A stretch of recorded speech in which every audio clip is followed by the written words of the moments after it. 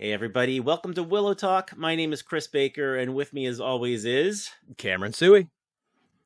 Cameron. Did you have a nice holiday break there? You know what? I had a very lovely and relaxing holiday break. How about yourself? I did too. And we try to keep things nice and quick with the small talk. So let's jump into Willow. I love it. All right. As always, we start off with news. As Cameron, always. take it away. So we always start with news. And the news today is going to be something that Chris Baker is going to tell us about. Exactly. Actually, I guess it is newsworthy that the subreddit is back in action after being away for like 2 or 3 weeks. I did not know. I'll have to go check that out. So the r/Willow, if you want to complain about denim, that's a very hot topic still. We are staunchly pro denim. I am staunchly fine with it. Fine. I'm staunchly pro denim. Yeah. And as always, our second segment is friend theories. Yes, something we've done every episode and will continue every episode. No, I call this friend theories because a good friend of mine, a college roommate of mine named Bo Howard, submitted this to me via Twitter. I thought it was pretty interesting. We normally do our theories at the end, but this is a friend theory, and friends come first. I like it. So Bo tells me, we keep seeing Willow do powerful sorcery, but he and others keep telling us that he's a fraud. For example, Sorsha tells him that in that flashback that he's not a great sorcerer and he never will be. And he tells Graydon that he's a fraud while on the truth plums, so it has to be true. And the crone is threatening to expose him, which we assume relates to the disappearing pig trick he did with the baby Alora, and yet he reluctantly does a massive bit of magic with his staff in that battle on top of the mountain, but he only does it as a last resort. And he uses that same staff as a flamethrower and tells Borman, don't worry about it, when asked where the power came from, which is played off for laughs. So he looks powerful, not fraudulent. But what if Willow is Spawn? Hear me out. He's being truthful, and Sorsha was also correct. Despite current appearances, he actually will never be a great sorcerer, but he desperately wants that power to try to avoid the future of his visions, and he still doesn't really believe that the power to change the world is in his own finger, as we saw when he did the finger test with Alora. And so he has done a deal with the devil to acquire actual magical power. He knows it's wrong. He doesn't want to use the power unless he has to, because it puts him deeper and deeper into debt to whomever is the source of the power. And with that in mind, we know the crone makes seductive promises to provide power in exchange for an opportunity to make the world better. And Willow is on a collision course with the crone, where his actual fraud will be revealed, and we will finally have to see if the power to change the world is in his finger or not. But he'll need to level up in the process. Anyhow, those are my dumb thoughts. I really like that. I'm going to separate that into two bits. One is where I was interpreting the whole thing as Willow is literally the comic book character Spawn, and these universes will cross over. And I thought, well, that seems unlikely. However, the idea that Willow has made some sort of bargain and has something that he knows is a sort of reckoning for his past. He's, of all the characters, I feel like he's had the least character development on screen so far, because we've been focusing so much on the younger characters. But I gotta say that fits in with what we've seen so far. His power level versus his insecurities about what is actually him. I can't shoot that down. I like that. And the staff does glow green, which is the same color as necroplasm that Spawn uses. For those of you familiar with Todd McFarlane's comic book, which, looking at Cameron's face, doesn't really look like he is. That's less of a connective tissue for me than it seems like necroplasm. A good dramatic... I think necroplasm would fit very well in this Willow universe that we're experiencing here. Obviously, Bo did not literally mean Spawn, but I would now like to see Warwick Davis's face photoshopped onto Spawn's superhero costume. I mean, we've been doing plenty of 80s and 90s references so far. What's to stop us from this? Exactly. Shall we talk about the latest episode, Cameron Suey? I would love that. All right. It is called Chapter 6, Prisoners of Skellin. Yes. And of course, we established in the last episode that Skellin is the home of the trolls, as you'll recall. And I believe that in the last episode, we both said Skellig on my mark, which is because I was playing way too much of The Witcher the last couple of weeks. That's probably because it's trapped in my memory banks, the place I took forever to actually get to because the rest of the game's so good. You just I still haven't gone there yet. But this is the mines of Skellin with an N on the end. Skellin, like skeleton. So, we get our nice typical storybook opening, and we get into this pretty cool view of the immemorial city, which we hadn't seen since, what was that, the end of the third episode, I think? Fourth, maybe? But yeah, you better believe that I paused that and stared at that widescreen for quite some time. The statues were not quite in the sort of submissive, frightened, odd positions that I remember from the last shot. Right, but they are in extremely strange positions. Some of them look like they're wrestling. Some of them look like they're dancing. I want an entire documentary series about the history of the immemorial city right now. Yeah, of course, Eric is walking through there. I think to speak to what you just said, like he even like looks at one and is like, what? Like, what is that all about? I think he refers to them as creepy statues or something. I love that he's sort of like genre aware, is that he's sitting in this creepy city and he hears a terrifying voice whispering seductively. And his response is, no, thank you. And he turns the other way and walks away. Nope, definitely not. Really enjoy voice, that. Scary city. No, thanks. Yep. At that point, it actually sounded to me like a kind of narrator almost. Yes. Probably wondering how it got here. Record scratch. But yeah, before that, even he's just like looking into the skies. You see these dark clouds swirling around. And he's looking very stylish amidst this post-apocalypse too. Oh man, I love his outfit so much. It's so cool. his outfit, his hair is perfect. I'm sure the ladies love it. Even as a dude, I think he's looking good, looking sharp. Oh, he's probably a lot better than anyone else in the universe would in this position. Yeah, he's like reacting to all the stuff around him. He just wants out of there. He sees nothing but wasteland ahead of him as he goes forward. And you get like this. It's like the reverse of the Argonath in Fellowship of the Ring, like where they're going they're traveling and down the river through those two statues. Yeah. These two statues are like facing outward, like almost like get out of here. Absolutely. And they're in the same sort of pose with their hands out, but they're less sort of welcoming than the Lord of the Rings statues look. Yeah, and just the way it's shot, I thought was really cool. It looks, I'm sure it's all CG, but it looks like kind of a Western almost with the sun. I think it's rising, not setting, actually. Yeah, you sort of can't tell. There's a sort of indeterminate time. Yeah. One of the things that really struck me about the immemorial city is that as he's exiting, we get a shot that very clearly puts him in scale with the rest of everything else. He's very, very tiny and walking on that central boulevard. And as I looked around, what I noticed is that there seemed to be a variety of scales in the immemorial city. There are buildings that look to be about Daikini size, about Eric's size, and there are buildings that look significantly larger. And those could be, sort of larger buildings, office parks or such. But I also wonder maybe if the immemorial city was populated by people larger than Daikinis. We have a long tradition of scales in Willow. We have brownies to Daikinis, or brownies to Nelwyn and Nelwyn to Daikinis. We've played with that sort of like level of scale before, so I wonder if there aren't a larger race of folk that originally inhabited the immemorial city with Daikinis, because it seems to be built. I just think it's funny that your mind went to office parks of all things you could have called out as being like comparable to the real world. Sure, it's an Mad apartment Mardigan block. going to his day job as an accountant.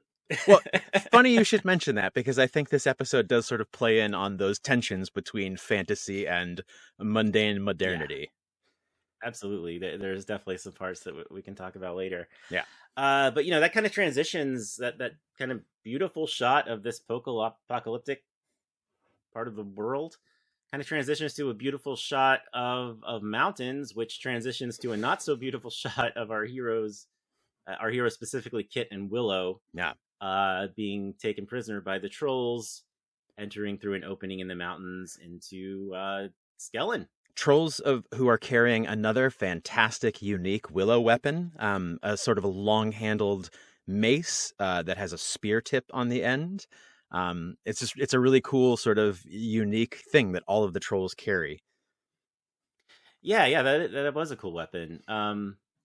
But yeah, the next thing that happens actually is, it's kind of setting the tone, and Willow passes right by a group of what appears to be Nelwyn slaves. Oh, yeah. And on second viewing, it looks like the first of those Nelwyn slaves does a double take and looks very quickly at Willow. And I'm wondering whether he just simply looks and recognizes another Nelwyn, or whether or not those are people from Willow's village. Yeah, and, I got to say, like, at this point, I'm thinking like, hey, is this episode's going to explain what happened to Kaya and Rankin, or at least go a little bit more into what happened there? And it doesn't at all. Yeah, unfortunately. It's a little disappointing, I thought. I thought they should have said something like, Willow does kind of react, like maybe it's a get me out of here kind of thing, like, or yeah, it's never spoken what his reaction is. Yeah, but I don't know. I it was a really compelling 3 seconds or whatever. Yeah. And then it's just kind of discarded and forgotten about. Maybe we'll get back to it in the next episode. I don't know, but it does feel like a missed opportunity almost, or I feel like I wanted something. Like I like word. The slavery issue that we brought up in the last episode. It's something that I want them to address more directly. But we have 2 more episodes. I hope. Yeah. I mean, it is. There's also the possibility that like trolls are known to take in Nelwyns as slaves, which adds further kind of context to Willow hating trolls in the movie. Yeah. Although I think Rankin describes them as like trolls tearing your face off. Yeah, there's no discussion of slavery. The distinction between trolls of 20 years ago and trolls of now still has a whole lot of unanswered questions for me. Yes. And that's probably like slavery and the politics of Galadorn. This is a rabbit hole that I will fall deep down. The sentience level of trolls. But yeah, 20 years. Try 34. Sure. 34 years. Yeah. Or 200 moons, or I'm not entirely certain. We're old. So they pass by the Nelwyns. Eventually, you get this nice view of the civilization there, which, let's just call it what it is. It's Goblin Town from The Hobbit. Yeah, 100%. Yeah. I think my wife said, this feels very Lord of the Rings. And I said, yes, it does. In my head, I'm thinking, down the Goblin, down the Goblin. Oh, so you're thinking of the good version of The Hobbit. Oh, my lad. That's the one that sticks in my head. Although, I must say, the Goblin King resembles a character we're about to meet very soon. That's true. That's true. I want to do a brief shout out to the Rankin and Bass Hobbit, which is incredible. And if you haven't seen it, you should see it. It's so good. Yeah, those tunes get stuck in my head, and I was just singing one, regretfully. Yeah. I'll be singing Greatest Adventure to my kids right after this. What about 15 Birds in High Fir Trees? Oh man, now that's stuck in my head.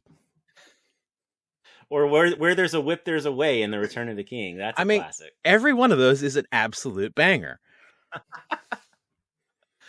Frodo of the Nine Fingers. Okay, this is a Willow podcast. Sorry. All right. Yes.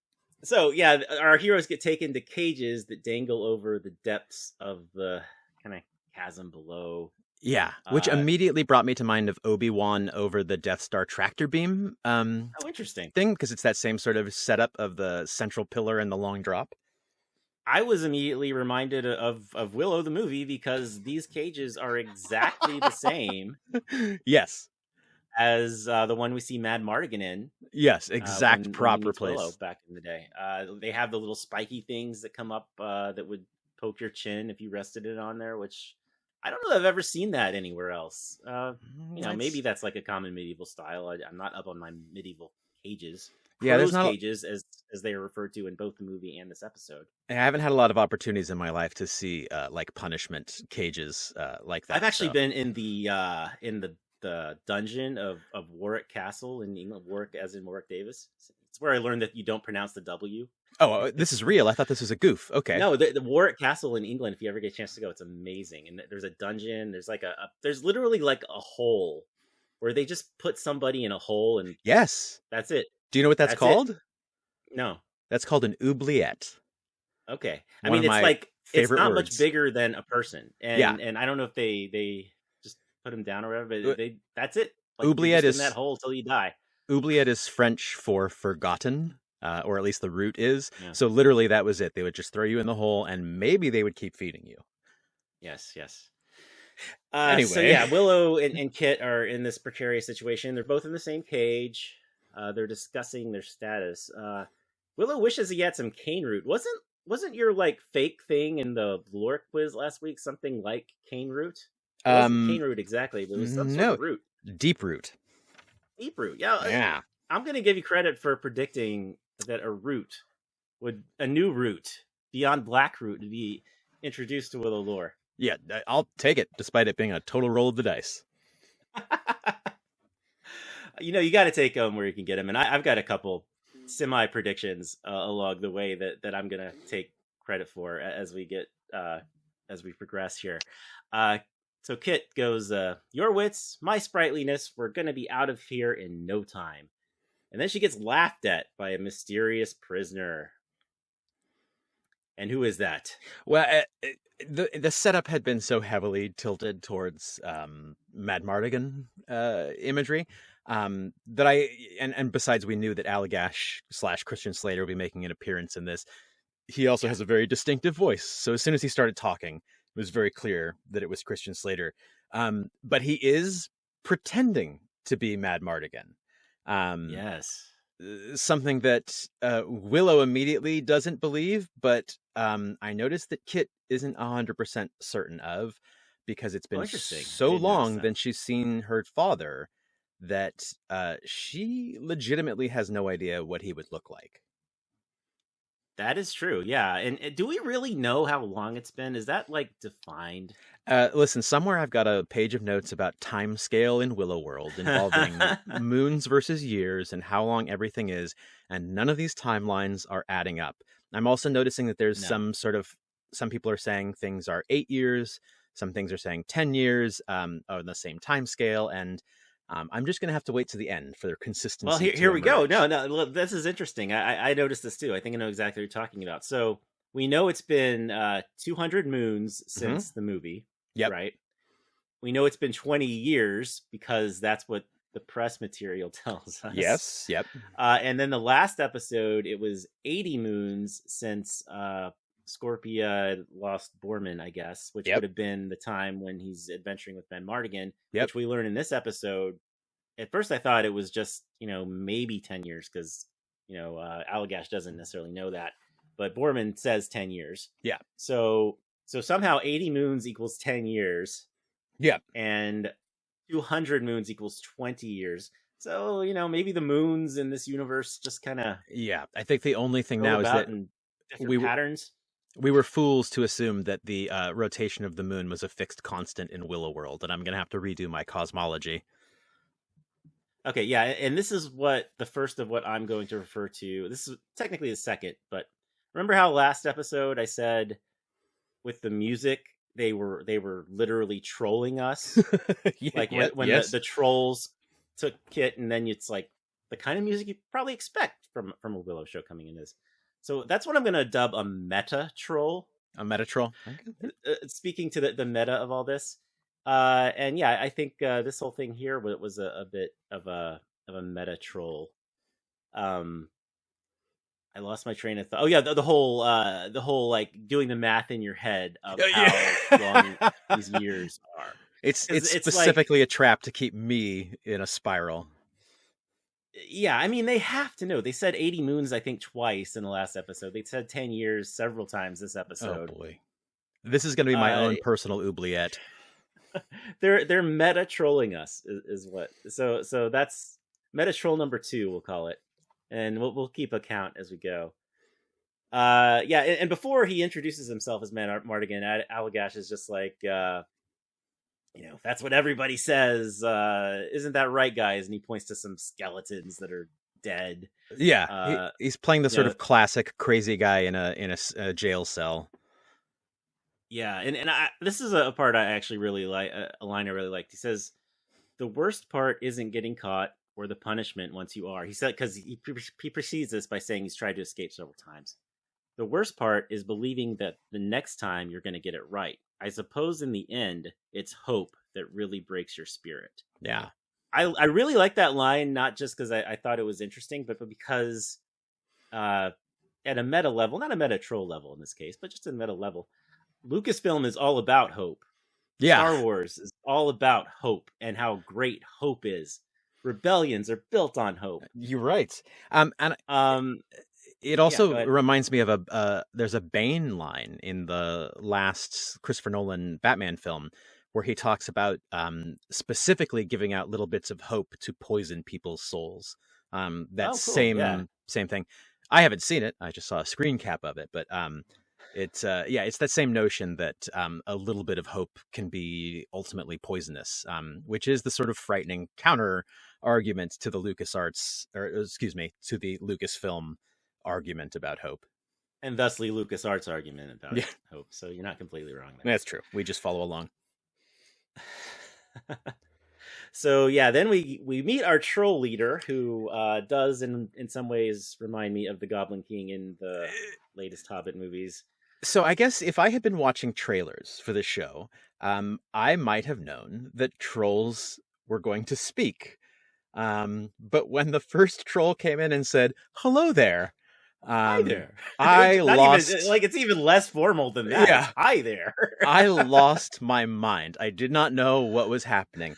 I think we've talked about this before. Is that I'm by nature a very serious person, and sometimes jokes don't work for me when I want a story to be serious.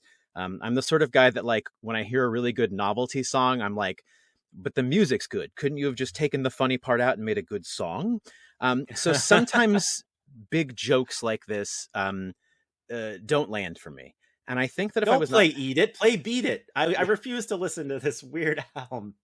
Exactly that. And I feel like if I had been just watching this show, the joke that trolls are officious, polite office managers might have not worked for me at all. And I might have been angry, and I might have been like, this is dumb.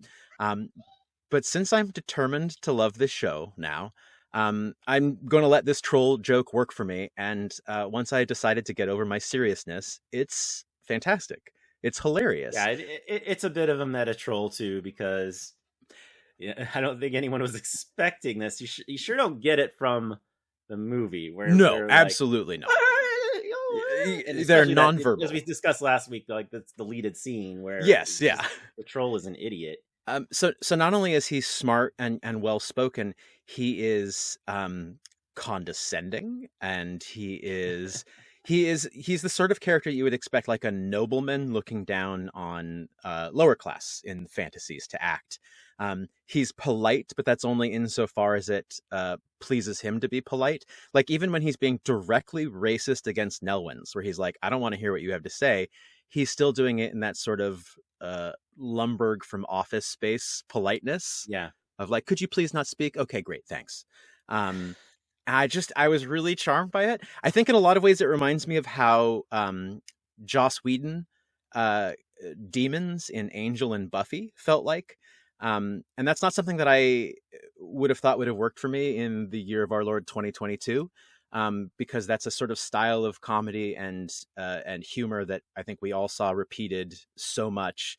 By 2023, you're going to hate it. Yeah, again, I'll be back. But It was kind of nice to see this sort of like quippy silliness come back. That, I mean, the whole show has really been leaning into this sort of quippy silliness, but I think the trolls were like a hop step to like another fully realized joke. And I just, actually, I said Goblin King, which it sort of reminded me of, but just because of the environment. But what it really reminded me of was like aliens in Star Trek. Yes, and kind of that Major Dormo. That's the word in Book of Boba Fett. Oh my gosh! Actually, Major Domo. That's it. That's the he word has a very similar sort of speech pattern to that, where he is extremely formal and hiding the cutting, nasty things that he's saying behind formality. That's diplomacy almost. Exactly. Yeah, that's a great thing, and I love that extends to like what they call each other. Like, he's not the king of the trolls; he is the, what is it here? He's the chief administrator. Like, it's such a boring industrial title, and I genuinely love it. Like Lando Calrissian, the administrator of this facility. Yes. Kind of reminded me of that. And his name is Saris, and this is getting really, really behind the scenes here, to the point that it's probably a ridiculous thought, but that's why we do this. There was I don't know if you know, did you know Tom Saris at LucasArts? Let's say yes. A longtime LucasArts PR guy. It was named Tom Saris, and I don't know if, like, maybe our friend David, who worked at LucasArts, suggested that name. I don't know. That's how the name Rinsler got into the Tron movie. Is that I think Jonathan Rinsler was just somebody who worked at LucasArts or Lucasfilm, and they liked his name, so they slammed it into the movie. So it's not unheard of for a Lucas employee to have their name co-opted for a character. Well, speaking of other troll characters, did you catch the name of his brother? I did not. Falcon, Falken. Do you know that reference to an 80s movie? I do not. War Games with Matthew Broderick. You are correct. They are after the Professor Falcon, I believe. Yes. The guy who created the whole computer system. It's been a long time since I've seen that movie, but I do remember that name. You're definitely correct. Like an accident. Yes, Falcon is referred to as an ill-tempered crank by Saris. He apologizes for this, which I thought was hilarious. And he uses the word anywho. Yeah. We gather you're not from the Wildwood. So where are you from? Back east? So the actor who plays Saris followed us on Twitter just moments before the episode dropped. And hi there, Tom, if you're listening. His name is Tom Wilton, and I did a little research. Tom Wilton, like Tom Saris, the PR guy I just mentioned. Maybe there is something. Oh, this is all falling into place. Tom is he had a background in puppeteering and animal movement. He has been doing puppeteering for like Warhorse at the in London theaters, and then he also did a lot of the motion capture for the Jurassic World franchise as the dinosaurs. And he's been doing a lot of other sort of like very interesting full body puppeteering work. So he's, has been in the past on film, a guy who has been doing a lot of movement and puppeteering. Excuse me. So he has in the past been a guy who's been doing a lot of movement and puppeteering. And I don't know that I've seen him have a speaking role before, which was kind of shocking because he's so confidently silly. Yeah, he's very throughout confident. This entire sequence, and he's such a nice single episode villain.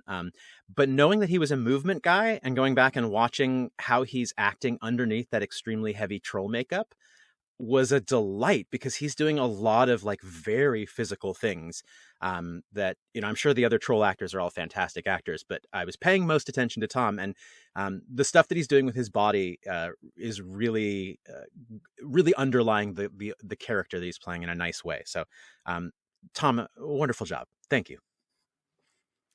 I agree. And I'll just say his Twitter picture kind of looks like the kind of guy who would play this role. I don't know. He's got just this really fun Twitter picture. Okay, that was a compliment, not a burn. I couldn't figure it out. All right. Good. Oh yeah, it was totally a compliment. Totally a compliment. Tom is still a friend of the show. Actually, for a while, I thought the actor might have been the same guy who was the Major Domo in Boba Fett, because there was some similarity there. It wasn't.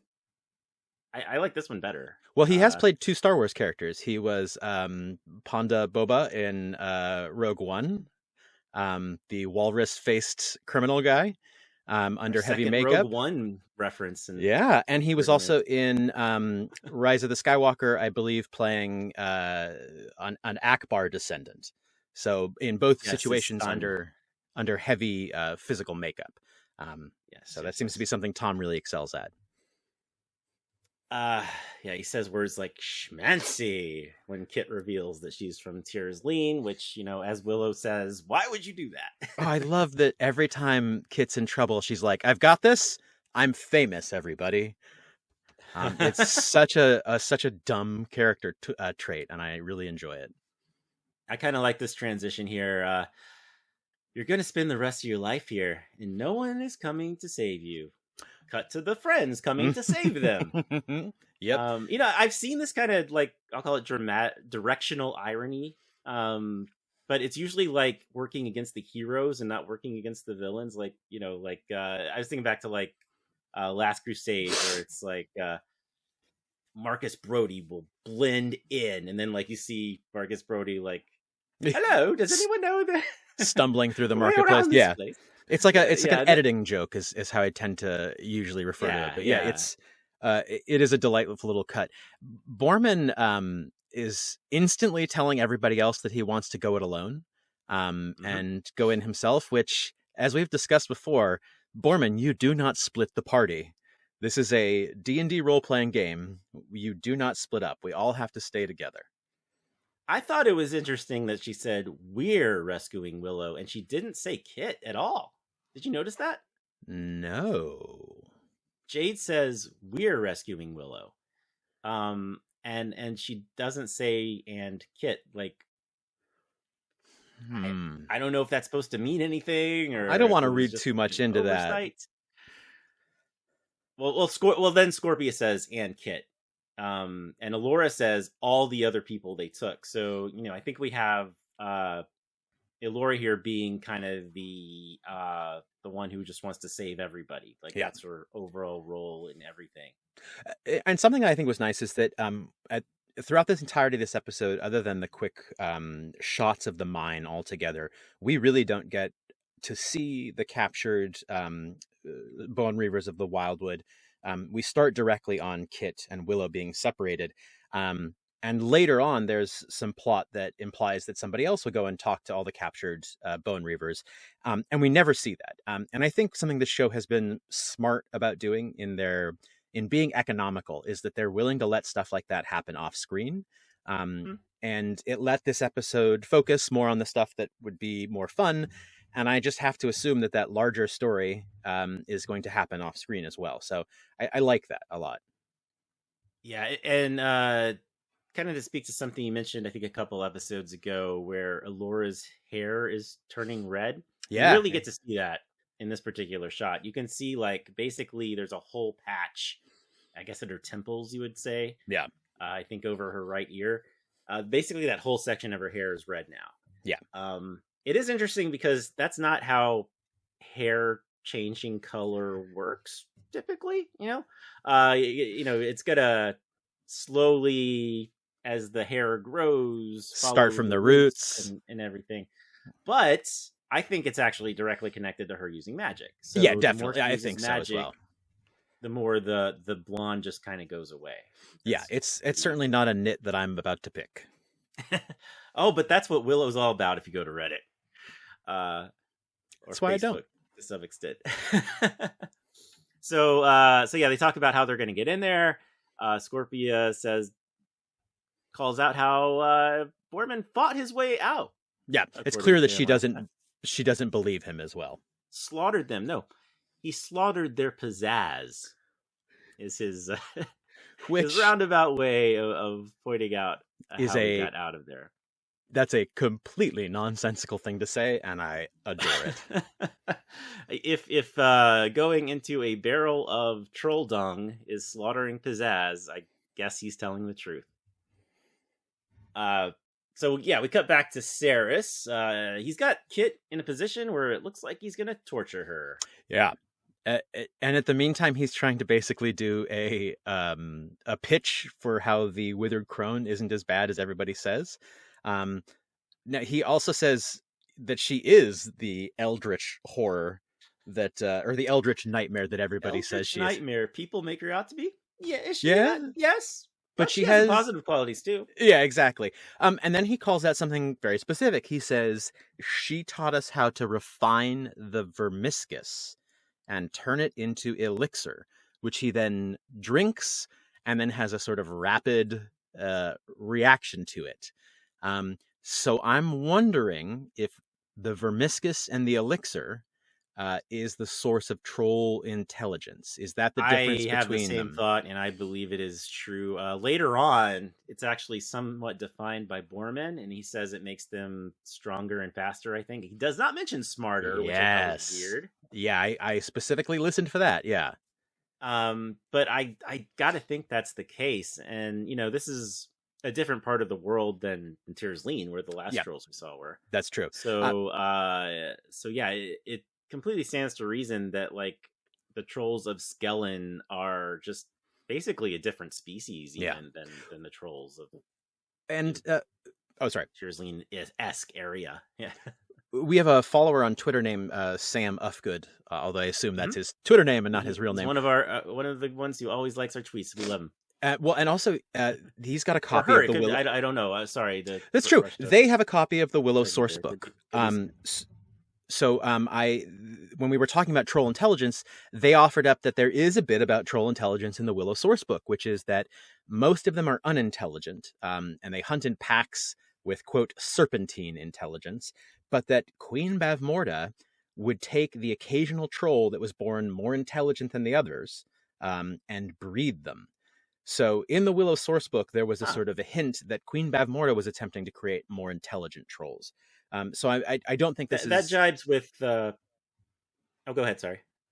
That doesn't it doesn't necessarily have to be canonical, but it does sort of align with what we're hearing about the crone helping the trolls to refine themselves. Yeah, actually, I have read just the prologue to the novelization of the movie, and it actually mentions trolls being in the dungeon where the movie opens up. Oh. So that's possibly where that came from. I don't know, or it's just like part of their own internal lore book that Bavmorda was linked to trolls. I mean, it makes sense that she would leave some at Tyr's-Leen. Sure, absolutely. Well. After she cursed all the people and like froze them in crystal or whatever. Yeah.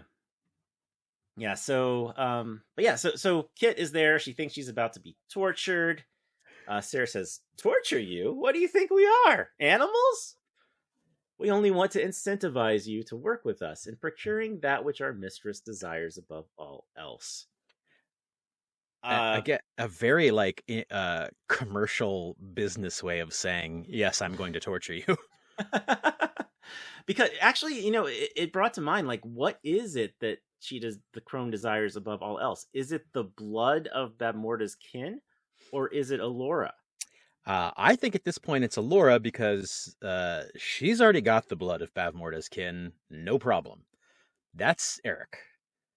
Yeah, true. That's a good point. Which that if it is Allura, it's not as subtextual of we're definitely going to torture you because we want your blood. Well, and they pull out the torture device, and it is a small fleshy worm. Which out at the beginning of Star Trek 2. Yes. So just for the reference, I did get that reference, and I would have said it. Good. Wonderful. So I would like official credit for having a reference this time.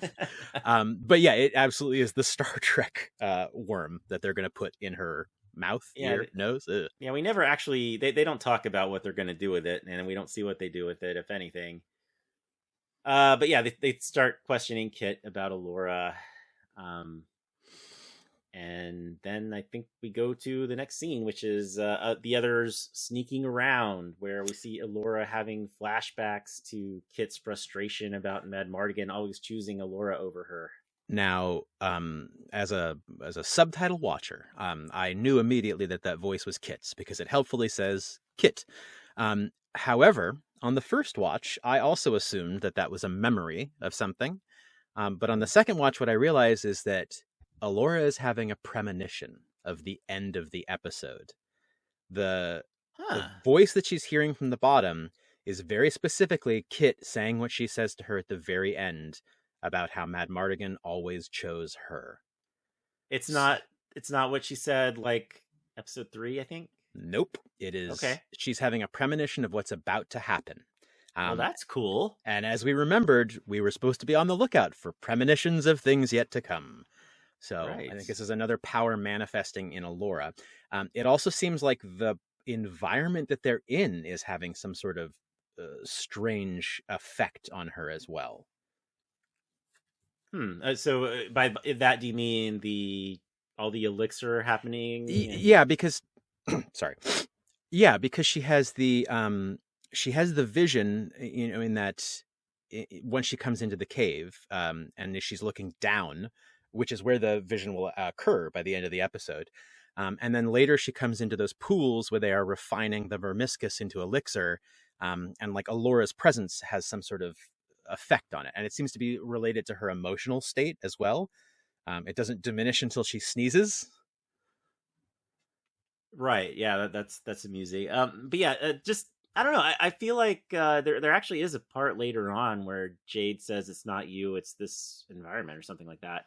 And she's like, no, it's me. So yeah, I don't know. Maybe the environment is having some effect, but yeah. I kind of think maybe it's more situational. Like, yeah, it also might be that she can in danger. She's thinking about Kit more and that sort of thing.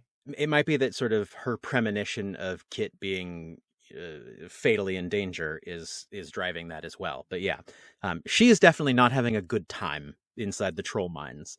Right. Which is why it's so frustrating to her when poor Graydon continues to want to talk about his relationship status.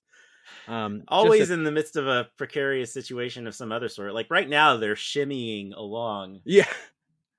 Uncharted style through just the side of the cave here. Yeah. There's a very narrow passage. And then there are no trolls on it. And then she says this isn't the right time to talk. And it cuts to a fight scene where everybody else is fighting and she and Graydon are still talking. And you missed. There's a very important line that happens on that walkway. Go ahead. Yes. He's like, Graydon's like, I mean, my dad did tell me to murder Borman. Yeah, a bit of a revelation there. To which Borman says, I knew it.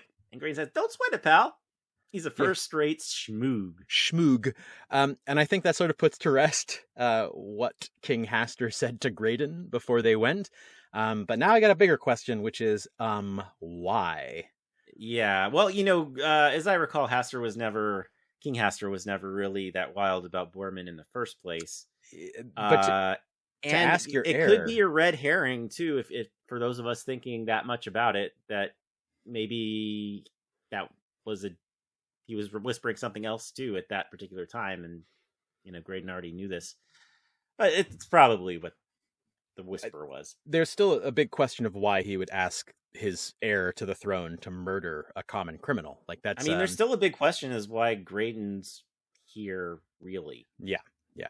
We've gotten hints of, obviously the whole episode 4 was about that, and there's still a lot about Graydon we don't know, I think. Yeah, well, we got 2 more episodes to wrap it up. So they have this, they continue that conversation in front of the fight scene that's happening in the background, which I love because I feel like, we've all seen fight scenes. I feel like the worst thing a fight scene can do is to be boring, but the second worst thing a fight scene can do is to just be a fight scene. Fight scenes are an opportunity to show character, to do all sorts of other stuff. And I feel like this is a really nice way of like putting the fight that we know is going on in the background and focusing it on the character stuff, which made that great, like humorous juxtaposition between them. I like when a fight scene can be a background element. Yeah. One thing Alora says during this conversation is, I was really freaked out because I thought you ganked your brother. I didn't know the word gank. Did you know the word gank? I believe that I've heard it before, but that also might just be me trying to sound like I know slang. So I looked it up in 2 different ways. Once was just the Google dictionary, which the first definition, informal, is to take or steal something if I have the money, I won't have to gank the books. So that's not what that means here. No. Then it says in a video game. Yes. Use underhand means to defeat or kill a less experienced opponent, which sort of along the lines, but I thought the example here that they used was fun. That troll just ganked me is the example used on if you look up gank on Google.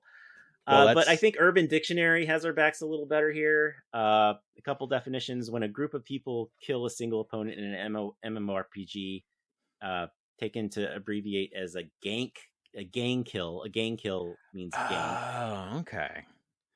We just ganked that B word is the example. And then another word, gank. I think this is a better one. To kill a monster. It's certainly a very modern word. Yes, but also in context, I know what it meant. I'm not terribly. Yeah, and bothered. Apparently it's used on the show Supernatural a lot, which I think aligns with the. There you go. Yeah, absolutely. The show's kind of general, audience. I don't think we've mentioned it before, but I feel like one of the biggest touchstones for me when looking at the show is Xena, warrior princess. Like, I feel like in a lot of ways it has that same sort of Xena Hercules vibes a lot. Yeah, I'm not going to talk about Hercules because nuts to Kevin Sorbo. Xena was the good show anyway. But I think there's a lot of commonalities. Actually, now the more that I think about that, maybe I'll do a whole Xena Willow bonus episode. But there you go. It has that same sort of confidently silly, knows when to be serious and knows when to, lean all the way into a joke. And I like it. I like it a lot. Yeah. Also, Xena would be known as woke today as well. Hell yeah. If that word existed back then. Oh, it did. It was just politically correct or, whatever slur you were hiding behind it. Exactly. So now during the same scene, we see that Jade is looking at the elixir and it's starting to bubble. At the same time, Cherlindria's wand held by Elora is starting to glow, and it appears to be linked to this bubbling. Elora tries to stop it, makes it worse. Then comes the sneeze you mentioned earlier, and everything goes back to normal. But it's heard throughout the entire mountain. There's a huge tremor throughout the entire mountain. We cut to the trolls who say there's activity on Coronet Level. Does the word coronet mean anything to you? It tickles the back of my mind, and I'm hoping that you can draw it forth. Okay, so the Coronet Theater in San Francisco demolished now, I believe. Or at least it's not there anymore. Yeah. But that is where Yep. I know Star Wars Episode 1, if you look on the DVD extras, premiered, I think earlier Star Wars movies did as well. And so there's definitely a Lucasfilm connection to the Coronet Theater in San Francisco. I think even before that Lucas had a sort of special affinity for that theater. I remember. So that could very well be a link there. I got to mention another one too. Our friends at What the Force, whose podcast I still have not obliterated yet. Hi y'all, he's trying. They had a link to this. I've only listened to maybe the first 15 minutes of their latest episode, but they said that coronet is literally it's a type of crown, and there's a very they use the term king, but like a king-like moment that Scorpia has when she goes to free her people, basically. So that's or that's actually happening on the Coronet level as well. So that could be the reference there as well. There's also a Triton level they'll mention later on. Yep. I haven't listened enough What the Force to be able to relay that here. You guys should listen to it yourselves. You probably did already because it's better than us, but no, it's not. Is it better than us? I don't listen to any other podcasts ever. That's right. That's a good man. I don't watch any other TV shows. Only clearly. Here. Maybe. Anyway, no, that's an awesome podcast, and it humbles me every time they say awesome things that didn't come to my mind. Anyway, so there's activity on Coronet Level, says the troll. We may have some instigators on our hands, possibly even rabble-rousers, to which Sarah says, I deplore those who rouse rabble. Yeah, perhaps the most Joss Whedon quip in the entire episode. And I have to unpack why this style of humor in the last decade has made me roll my eyes and groan a lot. but that I was just so on board with it here. And it might just be that when you're really invested in a media property, like having a podcast about it and watching it multiple times, maybe that sort of depth of looking into something is going to lead me to enjoy things more in the future. I hope. Maybe that's actually, a lesson. To me, what made this line is the following line, which is just, "We know, sir," implying that on multiple occasions, Saris has stated that he deplores those who rouse rabble. And that they respect his distaste. So yeah, Saris sends the trolls to that level and says, "Bag some fancy daikini." Which, have we heard that word yet? Oh yeah, several times. In the last episode, when we were with the Bone Reavers in the Wildwood, Scorpia says, basically we bow to no daikini, troll, or crone. All right. Yeah. Okay, well, that wasn't a very insightful moment for me then. I go to what the force for those, I guess. So the prisoner realizes he's there with Willow. Yeah, we still don't know the prisoner's name. But he says, Willow points out, "You're not Mad Mardigan." Yeah. To which he's like, "Yes, I am, kiddo." To Kit. "I am your father, and I miss the hell out of you." All right, fine, I'm not. Yeah, and I'm so glad that they dropped that pretense. I think we've talked before about identity puzzles, and how glad I was that they didn't stretch out Elora Danon for very long. I did not want the "is this Mad Mardigan or not" to linger for very long. So, and to go back to one of my "I'll take it" predictions, where it's not really exactly what we predicted, but it's kind of along the same lines. I did say earlier that maybe possibly Allagash was really Mad Mardigan. Yep. Yeah. When you said it, I thought, nah. And when he said, "I'm Mad Mardigan" in the cage, I went, "Oh gosh darn it, Chris is right." But no, I was right for about, 30 seconds of screen time. Listen, being right for 30 seconds is still being right. So you can take that one. Yeah, so Willow knows he's Allagash already. And he's someone who fought alongside Mad Mardigan at Land's End. Mm-hmm. Which brings to mind a certain clothing company deals in denim. Okay, so that's not what I was thinking. I was thinking both of us as former residents of San Francisco would recognize Land's End as that lovely park on the west side of the city where the ruins of Sutro Baths is. You're much less commercial than me, Cameron. I like going outside. I like touching grass. So Kit refers to Allagash as the only knight in Galadorn dumber than he was, as in Mardigan. I'm sure he meant braver. Yeah. I think he might have meant dumb. Yeah, and then Allagash claims to know where Mad Mardigan is.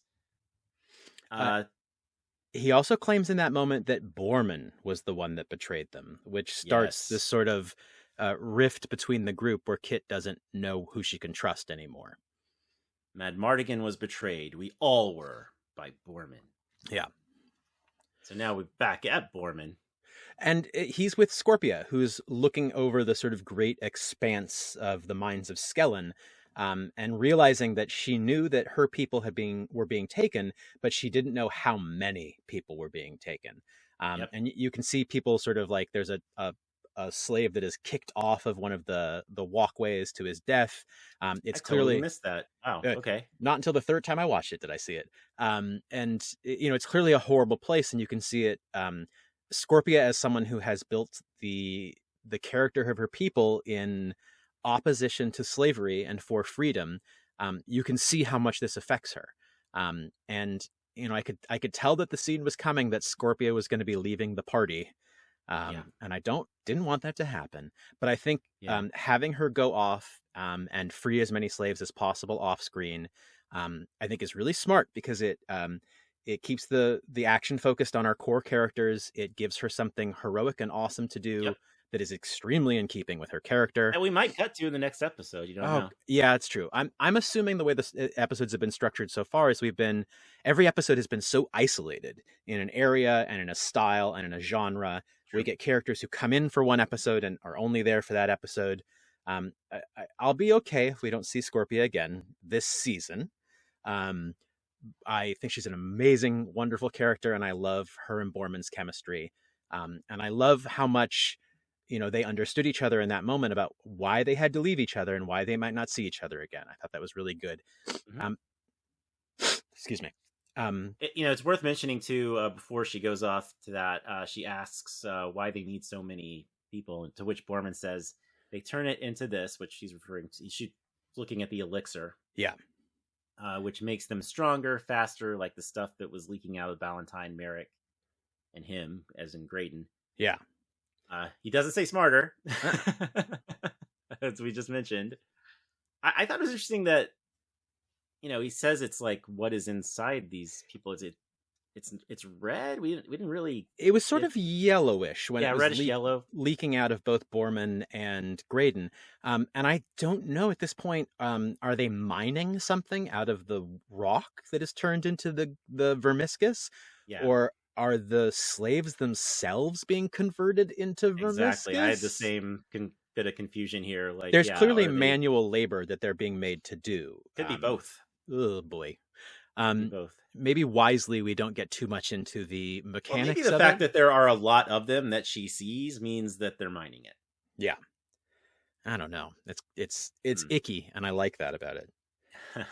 I also genuinely love, before Scorpia does her exit, I love that her interaction with Jade is that she knows that Jade has to go with Kit at this point. But she knows that Jade has a big decision to make in the future. And I love how much space she gave her for that, where she was like, look, you've got to decide this, but I totally understand that it's not now, and I'll be here for you when you do. And she also says to Borman, find your friends, get them out alive. This might be the only chance you ever get to make it right. Yes. And, what you just said and what I just said, it also brings to mind my biggest complaint of the last episode is, like, why does she want him to free her mortal enemies? Yeah, who is like loyal to who at this point? Story-wise, that's my biggest hang-up with this whole show is, like, okay. I mean, just at a what's happening plot level, that character motivation doesn't work for me. But I'm rolling with it. You know, this show doesn't take itself too seriously. I'm deep in apologia territory at this point. So and when we Scorpia does a very cool jump off of the ledge and out of the episode, and once Allagash and Kit and Jade are free, or excuse me, once Allagash and Kit and Willow are free, Allagash starts talking about how Mad Mardigan is potentially still here. And then he complicates what I thought Skellin was, and he says that that the Skellin holds doors that even the trolls don't know about that lead to ancient places and deeper places. Which sort of feels like Skellin is sort of like a magical hub for realms. Which is, I still don't know the mechanics of how Skellin works. They've kept it vague, but there's clearly more to it than just the troll mines that we see. Yeah, I mean, if you really want to get deep into it, which maybe we're not supposed to do, but I will anyway, it could be the home of some ancient civilization originally that, died out or something, possibly through magic. As we see later, there's definitely something older than the trolls that is built inside there, but there may be even something older than that. And I'm going to go back to a fun exchange that happened a little bit before what we were talking about between Falcon and Saris, where basically Falcon's breaking down. He's giving us the lowdown, the exposition to the audience of what this would mean for the trolls, how great this will be. To which Saris responds, I do realize what this means for us. And, Falcon says, yes. And he goes on to explain it some more. When I said I do, what I really meant was explain it to me like I'm an imbecile. Yeah. This is, again, rehabilitation of the Joss Whedon quippiness. It worked for me. I laughed. I don't know why. It was fun. It was fun. I mean, I guess he is a Joss Whedon. I don't really like comparing things to Joss Whedon anymore, but Whedon-esque character. Yeah. Hey, yeah, I had my Sorbo, you had your Whedon. So when we rejoin Alora and the rescue team, Alora's having a real bad time. The walls are shaking, like she's clearly having an effect on her environment. And what struck me was how much it's shot like how drug addiction is usually shot in movies. We get that shot inside her mask, looking very uncomfortable and close. And the reason I think that came up for me was that in the previously on, at the beginning of this episode, they very specifically included the shot of Alora looking at her hands, leaving trails behind them. And she's the only person that had that strong of a reaction to truth plums, it seems. I don't know if that means anything or if it's related, but they did deliberately remind us of that truth plums moment. And then I did sort of feel like it felt like they were using the cinematic language of intoxication for those sequences. I had not pondered that comparison, but yeah, there is something there. Or she's just in a daze when that happens. Yeah. We also get a really nice glimpse into troll culture as she passes them, where they're asking each other about lunchtime and how their day is. And it reminds me of the old Looney Tunes where the dog and the sheepdog and the wolf are clocking in and chatting with each other. It has that sort of dry business-like thing. I really like, and I also like how much the troll culture seems to be built on business. The leaders are called supervisors. Yeah, it's not what you expect coming out of the '88 movie for sure. There's diversity among trolls as well. Yes, exactly. There's different colored furs and such, different depths of fur, even some are furrier than others. So yeah, Jade says to Borman that he's too tall to be a troll because they're all dressed up like in the Kessel gear. I'll call it. The mining gear that I loved last time. To which Borman replies, "I sell it with my performance." Yeah, and then and moments later, when real trolls walk in, he stoops about 1.5 feet. He just drops out of frame. It's amazing. He really does, and to that I say, cheers, Borman. You're as good an actor in the show as your actual actor is on the show, I guess. Yeah. If there's anything he's done with regularity, it's selling it with his performance. Yeah, and here's where a troll comes by, points at Grade and says, got word of a spill on Triton Level. I need a Crom unit supervisor there to oversee the mop crew. That sounds like it's a lot to take in. I think it's just a nonsense word, and there's a mess that needs to be mopped up. Yeah, I think it's Crom unit supervisor. Even more of that sort of dry, silly, pointless industrial commercial speak. Yeah. Yeah, so Graydon is resistant of this, to which the troll says, I gave you an order, soup. It's so weird hearing soup, meaning supervisor, as a diminishing thing. But again, I'm only a beginning expert on troll culture, so I don't understand yet. Yeah, so Graydon submits. He's on his own now, to which Borman says, he'll be fine. He's quick on his feet.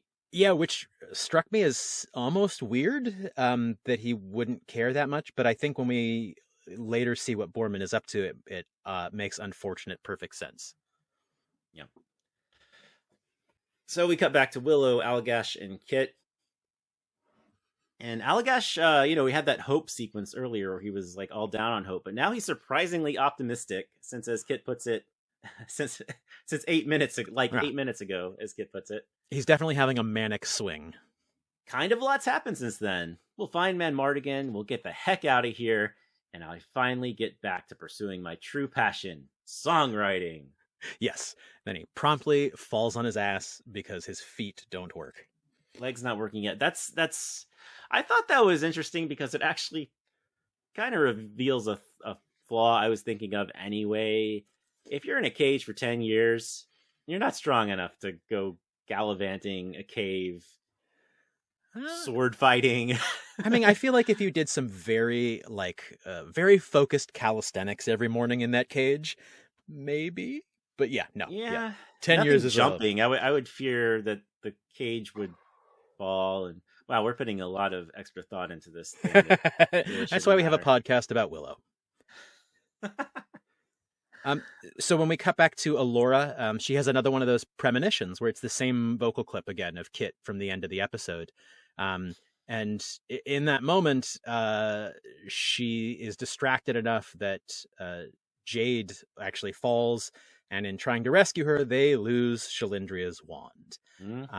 Now, I felt like this was sort of, I didn't really feel like it was as much of a threat as they wanted it to be, because I realized there was no way they were going to lose Shalindria's wand without having it be used more prominently. So it didn't sort of feel like it had a real weight behind it.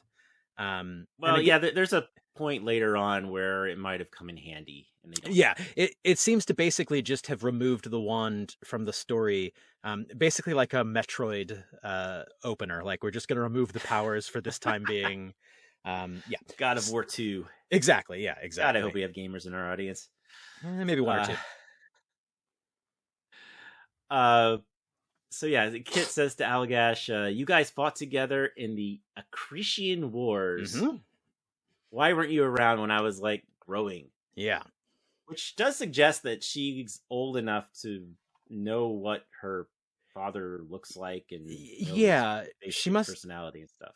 She must have at least had a couple of years with Mads as a young kid to sort of remember him. I like that we're saying Mads now, because everybody says Mads. Willow said Mads in, I think, the first or second episode. The source. Yep. And so Allagash says Mads deserted after the battle at Land's End, went off to chase fortune and glory. There's a reference you probably recognize. Oh, that I'm not so burnt out that I can't recognize a Indiana Jones reference. But I think what was most striking for me is that I really, really wanted to hear Allagash say, Mad Mardigan left Galadorn because of slavery. So when I heard that Mad Mardigan went off to, like, go party and chase fortune and glory, I was a little bit bummed, because I thought there was a perfect opportunity to retcon Mad Mardigan as someone who didn't approve of slavery. Well, I got a lot of slavery questions. We're also taking Allagash at face value here, which... Oh, true. That makes me a fool. He and Borman still, even by the end of this episode, I don't know how much we can trust either one of them. Exactly. Yeah. There's not a definitive probably truth. Some truth to everything they say, and there's probably lies to everything they say as well. So yeah, Mads invited Allagash to join him on one more adventure 20 years later. My timelines are all screwed at this point. I don't... You should see my Excel spreadsheet. Wow. We should see your Excel sheet. At the end of the episode. Google Sheets and put it in Twitter or something. The Willow theme does play during that one more adventure line, by the way, which I thought was interesting. A little underlying trill there. I think that was the only time we heard it in this episode.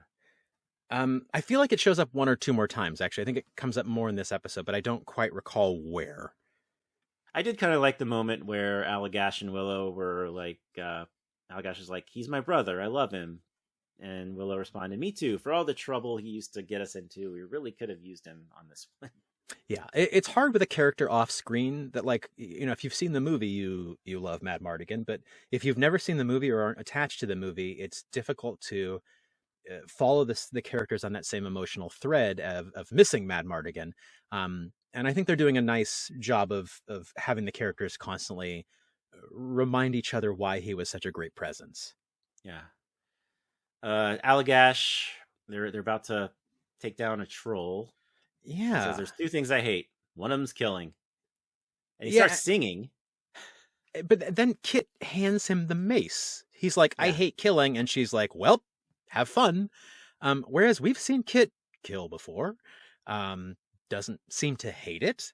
And later we see... she's fine with him doing the work in this case. Yeah. I was a little bummed by that. I was like, this man has been in a cage for 10 years and tells you he hates killing, and you're going to make him murder? Exactly. I found it interesting that the song he sings, which the lyrics I wrote down here, do you think he'll put his weapon down and walk away? Probably not, but that's okay. I'll deal with him in seconds flat, then we'll go and eat a rat. Which maybe shows what he's been eating for the last 10 years? So all of that happens, except for the rat eating, which maybe happened off screen. You don't know. Yeah, I'm certain. If you're in a cage for 10 years, you've had a rat. But he does. He actually says, "Hey, I don't suppose you'd put down your weapon and walk away." And then he doesn't, which probably not. That's okay. I'll deal with him in seconds flat, which he did. And then we'll go and eat a rat. You're right. In the edit between the two scenes, Allagash canonically eats a rat. I'm positive of this. I'm going to go with that. I think we have to assume that. Yeah. We are really reading between the lines here. They also mentioned something amazing in this sequence. Where they're going is they are heading to Wiggleheim's tomb, the tomb of a legendary Nelwyn adventurer, raconteur, and darts champion. Mm-hmm. And I like this. This sort of reminds me of in Lord of the Rings when they talk about like previous generations of hobbits being like, "Oh yeah, your great grandfather Hobbit knocked the head off a goblin and invented golf all in the same swing." Like that's right. There's this sort of like past history of them being like more adventurous, whereas the hobbits that we see and the Nelwyns we see are sort of homebodies. So I just love the idea that in the past there was a legendary Nelwyn adventurer. That made me grin then, and I'm grinning now. And there's something that happens later on that actually speaks to that, and I will get to that when we get there. So cut to Borman. He's revealing that he's been leading them to the probable spot of the Curus instead of to the others, which this whole time they've been like, "Don't you know your way? I lost." No, he knows exactly where he's going. He's going to the treasure. Yep. Yeah. And at this point, I truly don't know whether Borman thinks what he's saying is true, that getting the Curus is the best way of accomplishing their end goal, and that they wouldn't have gone with him if he said that, or whether this is all just a big justification to get him one step closer to the thing he's been obsessed with all his life. And it's not just, getting them to the Curus for the sake of the mission. It is specifically so that he can wear the Curus to save everybody. Yes, it's not we can use it, it's I can use it. Yes. So we go back to Willow, Allagash, and Kit. Allagash relays the story of fighting off the trolls at Wiggleheim's tomb, allowing Mad Mardigan to get in while he fought and was captured. Yeah. So Allagash claimed to be Mad Mardigan so that the actual Mad Mardigan could go and do what needed to be done inside the tomb. Yeah. So Allagash is definitely painting himself in a very selfless, heroically selfless light here. It's the Spartacus heroism. Yeah. Yes. And fittingly, there's a Spartacus moment. Yeah. Follows pretty soon after this. So yeah, Allagash is determined to get to the other side of the door, and Kit is determined to join him there so that she can possibly reunite with Mad Mardigan. Yeah. But then there's another tremor. We cut to Alora, and she's trying to keep it together. Yeah, she's having a bad time. Yeah. At the same time, Borman is trying to find the secret door to the tomb because they're close to it as well. And there's an extremely heartbreaking beat from Borman here where he says, I can save everybody. I can fix it. And they say, what? What can you fix? And he says, the biggest mistake of my life. And I love that as much as we've had, these younger characters who are dealing with younger concerns, with Borman and Willow, we have these, not older. I don't want to say Borman is older, but not a child anymore. And they both have these concerns. I think Allagash calls him kid at one point, actually. Yeah. He's still younger compared to them, but he and Willow have a similar thing where they both have great regrets in their life that they're trying to navigate around. And again, Borman doesn't say what his biggest regret is here. But I'm very sympathetic to that notion of I've made a lot of mistakes and I'm really trying to fix them now. And I think that goes back to my favorite line from Willow in the second episode where, he has a dream or a vision and he says out loud, I've made some poor decisions. And I think that, very much speaks to Borman's past as well. Yeah, definitely. But yeah, back at the scene with Alora, she says the line, "I'm spinning out, Jay," which it's one of the more modern lines in the show so far. Yep, I'm a modernity defender now. I'm here for it. Yeah, and just to be extra clear, she didn't say I'm spitting out Jade. Nope, it was J. Yeah, but they're getting more like own alphabet. They're getting more comfortable with each other, and I like that. Yeah, I guess they could say J because we have X-wings and Y-wings in Star Wars, and they don't have X's and Y's. Oh boy, this is a deep linguistic trap. We do not need to go down this. We don't need to go there, I guess, but it's so much fun. So yeah, she talks about that panicky feeling happening whenever I get close to it. I really thought I was starting to figure it out. She's talking about magic. Or proximity to people who are in love with her. I'm not entirely certain. Yeah, it is like a ... Whenever I get close to, she definitely pauses. I was trying to figure it out. Jade does say what, to which she says magic. Magic, right? But I was reading it before as I thought I was in love with Eric, but now I'm confused. Yeah, and that could still be the case. She says the harder I try to control it, magic, the more I just feel like it's slipping away. Maybe she's talking about her relationship at the same time. Yeah, and then I'm spinning.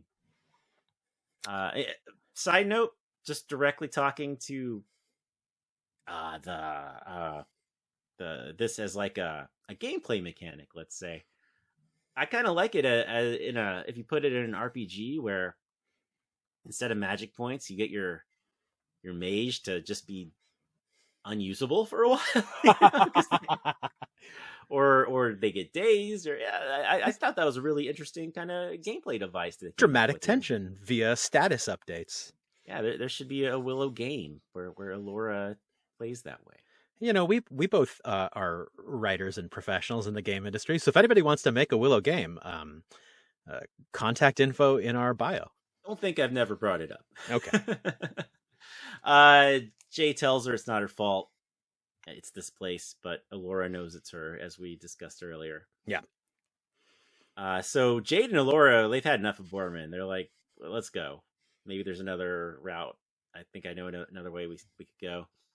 And Borman's like, wait. This is where he says, I can save everyone. I can fix That's this. sort of desperate, yeah. My life. So then Allagash says, Borman.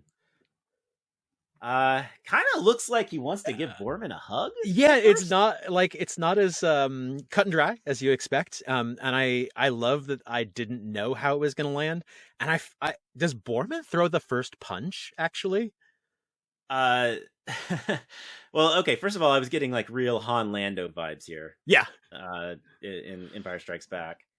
But so Allagash calls Borman a traitor. As a result of that, Borman punches him, but he almost said traitor in a loving way. It's you old traitor pal.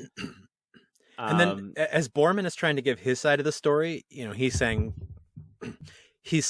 well, Allagash betrayed us, and that got Mookie and Blaylock killed. Yes. Which I assume are the other two folks they were with. Does the name Mookie or Blaylock together mean anything to you? They both mean something to me. Yeah, that is the two things actually. Golden State Warriors player. Yes, Mookie Blaylock. Well, yeah. Before that, I think he was on the Nets and the Hawks. Yeah. Well, I live in California, so only California exists to me. Right. Do you know the other significant Mookie Blaylock reference? No. So Mookie Blaylock, the player, wore the number 10. A certain Seattle band called their album 10 because they named their original name for the band was Mookie Blaylock. I'm talking about Pearl Jam. No way. Yes.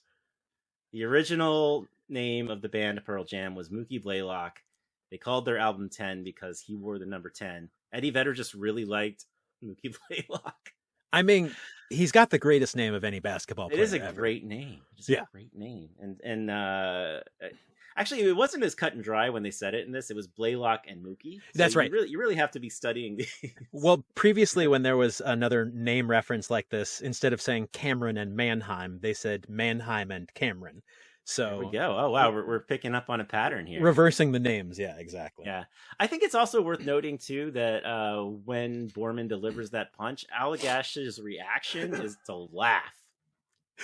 Like, yeah, this is like, you know, they're playing him off as a bit crazy, but he's not like totally crazy. Like, he's got like these moments, you know, where he just randomly sings and laughs after being punched. I also but he's think not like Psycho or anything. I also think that if you've been in a cage for 10 years and suddenly you're confronted by like people you know very well, oh yeah, the intimate intensity of that is going to be so much, regardless of whether it's positive or negative. So I can see that being like overwhelming. Like, right. You know, I've spent 10 years talking to myself, and now this man that I love and hate is punching me in the face. Yes, that's and that begins like a whole fight sequence between them. Once again, with other stuff happening. Yes. With our characters as this fight progresses. And a lovely like Three Stooges style fight where they're on the ground like batting at each other. Like it's yeah, it doesn't seem like a very believable fight, but it's fun. It's high comedy. I really enjoyed it. Yeah, so Willow asks Allura about the wand. You know, he's upset when he learns it's lost. Mm-hmm. He's upset when he learns the staff is lost and Graydon has it. Yeah. But both of those are something that would be handy in a scene coming up. Poor Willow hasn't had a chance. It actually... Oh, go ahead, sorry. Poor Willow hasn't had a chance to do much more besides sort of be angry and frustrated lately. And I'm really hoping the next couple of episodes we can dig more into his arc and conclusion. Yeah, and just the fact that, you know, me writing down in the notes here that Graydon has the staff and Willow wants the staff, it's like, I feel like the staff is getting really like low profile. It's doing cool things here and there, but you know, like Bo said in our opening here, like you know, he's using it as a flamethrower. Oh, don't worry about it. I feel like there's a lot more to this staff. We haven't discussed where it came from. Like he still had Shalindria's wand, but he's choosing to use this staff. Yeah. So I think that I hope Milbolge's staff we'll call it for now. That's a Spawn reference. If you don't know. That's the devil in Spawn is Milbolge. So once they're all together and the fight stops, you know, they do the sort of Indiana Jones solving the puzzle booby traps bit.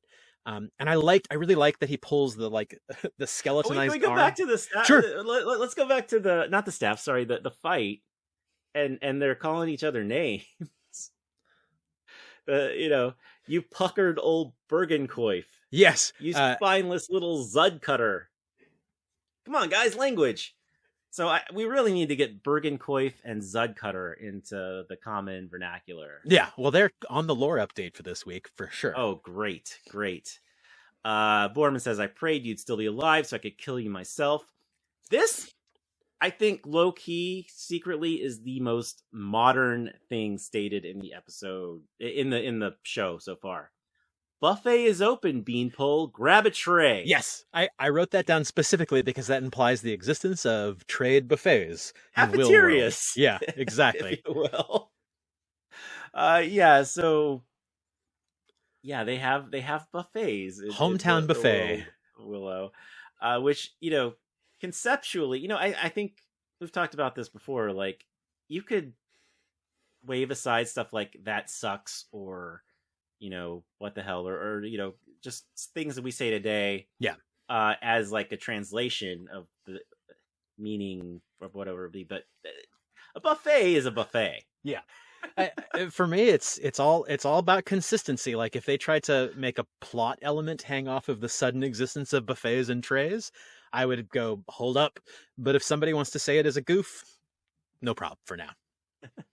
And so Allagash actually compliments Borbin. He says you look good, and you know, it's the diet mainly, a little torture endurance. Yeah, I mean he does look good. Yeah, but you know it's Kit who actually breaks up the fight because they've got weapons out now, and she just stops Borman from swinging. Yeah, she jumps in to defend Allagash, and it looks like she'll come to blows with Borman. To which Borman just immediately says, "Whatever he told you, it's a lie." Yeah. So, which, you know, I think at a deeper level, it says that Borman has been lying to her. And two, it says, you know, maybe he probably has been, Allagash has been lying too. Borman's been honest about the fact that he's been dishonest 2/3 of the time. Mm-hmm. So, yes, and that's where he says that that Allagash was responsible for getting Blaylock and Moogie killed. Yeah, he betrayed us. He betrayed Medmardigan. So then they all shift over to trying to get into the tomb. And then we have that sort of Indiana Jones moment where he pulls the skeletonized arm and then asks Kit to put her arm into the hole. And I kind of wish that more of this had been on screen and we'd seen sort of more like gears turning and weights falling in that sort of classic Indiana Jones trap way. So you're thinking Indiana Jones. I'm thinking a role, like a video game role-playing game. Oh, okay. Maybe like Uncharted or that sort of puzzle sequence. Any RPG with puzzles in it is going to have something like this. I wanted to which Allagash actually literally says, "Here we go, solving elaborate booby traps." Yeah, I wanted that puzzle to be more visual than it was conceptual. Okay, but I love that when the door opens, nobody sees the door open, and it's Allagash who recognizes that it's basically just. You have to look at it from a different perspective. Now, This is a clear reference. Did you recognize this one? Oh, to like a movie? No, I don't. This is in the beginning of Labyrinth. It's how the main character is shown deeper in the labyrinth. The little worm says, look right there. And she looks at what appears to be a wall. And when you shift sideways, the door, the passageway appears in exactly the same manner. Interesting. So yeah, exactly I just interpreted like it as like just, again, an RPG or something where there's a hidden wall and you just walk through the wall, which is pretty common. Am I making multiple media references this episode? Unprecedented. I believe you are. Unprecedented. I believe you are. Good job, Cameron Sui. So that gets them into Wiggleheim's tomb, which again, very serious man here. There's a world in which I casually watch the Willow TV show, and I think that the sort of like carnival music recording of the Nelwyn's voice in the tomb giving them riddles is just silly. However, I'm delighted. I thought it was amazing. That sort of like tinny pre-recorded calliope sound, and the sort of like goofy rhyming couplets riddles. And this whole thing has sort of a Wizard of Oz vibe, yes, with this huge head and all the adventurers kind of lined up looking at it. I thought you were going to say a second ago about the voice that what did you say was? I forget the word you used, but I thought you were going to say Mark Hamill, because I thought it was Mark Hamill in a guest voice here. Oh, it's not, but it was kind of Joker-esque a little bit. It has a very sort of like rich up and down frequency to it. Yeah. But do you know who actually the voice was? No, I do not. So remember, it was a Nelwyn, right? Yes. This is a legendary Nelwyn. Wiggleheim. The voice is Danny Woodburn, who I looked him up. I didn't know the name. Do you know the name? I do not. Danny Woodburn was Kramer's friend Mickey on Seinfeld. Oh, yes. Oh, yes, that's fantastic. A little person actor playing a little person role, which was wonderful, I thought. That rocks. Yeah. I'm glad they did that. I love that when they can't answer the second riddle, there's a little rhyming couplet about whether you need more time or if you like, I can repeat my rhyme. And then I love that it's just the way they show the passage of time is them hearing that repeating over and over and over. Yeah, I saw that as like another kind of RPG video game thing where, a lot of times you'll talk to somebody and they'll tell you something you need to know, and then they'll have like another line, and then you go back to talk to them again and they say the other line, they don't say the other thing you need to know. Right. Because you don't really get the repetition of what the actual riddle is. By the time someone's they figure it out the second time, I'd forgotten it. Someone's just tapping X on Wiggleheim repeatedly. Exactly. But actually, I thought it was interesting too that Willow like thinks he'll be good at this. Yeah, he's like, finally something I can do, and he's no help at all. Well, he reminded me of Bilbo, like that. There's the Nelwyn Hobbit kind of relation there, and that was Bilbo's thing was solving riddles in the dark, and Nelwyn. Not quite that great at it. Oh, this is definitely. Let's go through the two riddles here. A gift or curse I may be, used by others more than me. Willow doesn't figure it out. Jade says it right away. The name. This is great. the first time I saw this, I was like, Allagash's response is kind of familiar in a way that I can't quite place, kind of game showy. Second time I watched it, I figured out the way he says it. He says, we're going to go with a name. Very Family Feud. Family Feud. Yeah. Not only that, he then says, come on, Team Allagash, we got this. Which is something you would absolutely say as like a family on Family Feud. You are absolutely correct. That is 100% I think that's a Family Feud. This is a family sort of that feuds. Yeah. I wonder if that's intentional. I really do. Oh, God. Yeah, no, 100%. 100%. Yeah. So the next riddle, for some reason they have to solve 2 riddles. The first riddle is to find out they have to solve another one. Beggars have what wise men crave, but both shall take it to their grave. That's what we just discussed, where he says, seems perhaps you need more time, or if you wish, I'll repeat the rhyme. My rhyme. To get which you get the montage of them pondering it. Yeah. And, it would be helpful to hear the riddle again, but we get the useless line, which is another meta troll, I would say, here. Now, my kids and I have been telling riddles a lot lately, so these are actually variations on riddles I've heard within the past 24 hours. So really? I knew the answer immediately, and I was like, nothing! Say nothing! Someone, come on! Well, Willow actually, Borman says, hey, can you do magic here? And he's like, not without the staff or wand. Nope. To which, first of all, begs the question, could he do something with the staff or wand? Second of all, would he? Is he just using that as an excuse because to Borman, he's still a mediocre at best, or he's not a mediocre at best sorcerer. He's still a great sorcerer. Side note: I am a little disappointed they didn't really speak to that Elora bit at the end of the last episode, where Elora catches what Willow admitting he's a mediocre at best sorcerer. Yeah, and they don't really talk about that at all. I mean, they don't really have a space to talk about it, so I hope. Well, there was the moment where they were like, I missed you. I kind of missed you too. Yeah. They could have said like, even if you've been lying to me this whole time, or I don't know. There's places they could have thrown it in there. And it definitely has to be addressed. It has to be addressed. I feel like it should have been addressed in this episode because it was such an immediate proximity to, just in terms of time. So they get the door open. When Elora answers the riddle with nothing. And Allagash and Borman basically do a Three Stooges bit at this point, where they're trying to get into the door and they like smash hips together and neither one of them can get through and they're trying to wiggle through. And they go in both searching for the cuirass, and Allagash finds it and then immediately uses this thing that we've heard as a shield, not a weapon, a shield to protect you.